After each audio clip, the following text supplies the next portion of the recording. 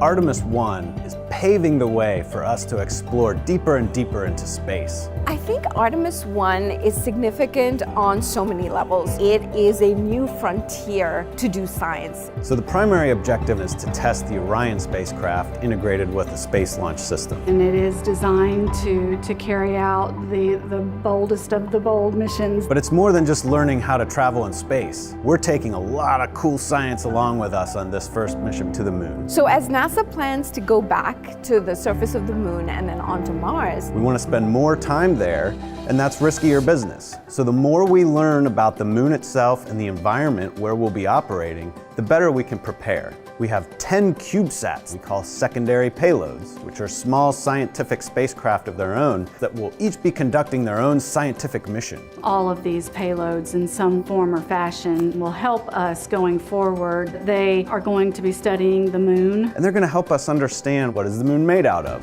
what types of rocks, what types of regolith, what types of ice, what's mixed in with water that might be present. One of them actually is going to attempt to land on the moon. They're going to be studying the sun. Understanding and studying the space environment or the space weather. Some different propulsion systems. These novel ideas will ultimately turn into the technology and the systems that we want to use going forward. There's a lot of cool things going on between all these CubeSats that make up our secondary payloads. Additionally, inside the Orion, we'll be flying an experiment to study space biology. Space biology is where we study the underlying changes that Earth-based biological systems undergo when they're in space. Or basically, how does life respond to the space environment? The level of ionizing radiation that you experience when you go beyond the Van Allen belt, so you go beyond the protective magnetic sphere that we have around us, you then get exposed to higher levels of ionizing radiation. So we are flying several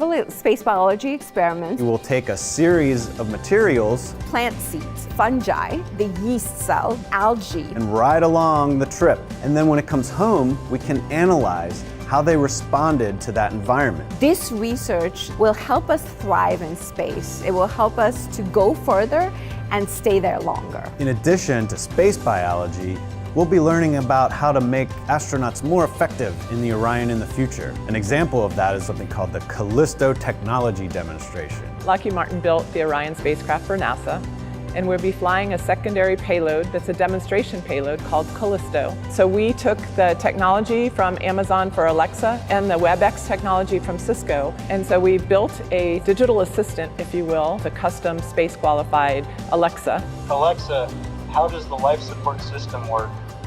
Orion's life support system is the environmental control and life support system oracles. And so this payload is a demonstration mission to show how astronauts in the future could use this technology as an innovative user interface. So there you have it. I hope you agree with me. This is exciting. I am just over the moon excited for the Artemis 1 launch. The science we'll conduct on Artemis 1 lays the groundwork to ensure that we can safely conduct scientific activities at the moon with our astronauts going forward.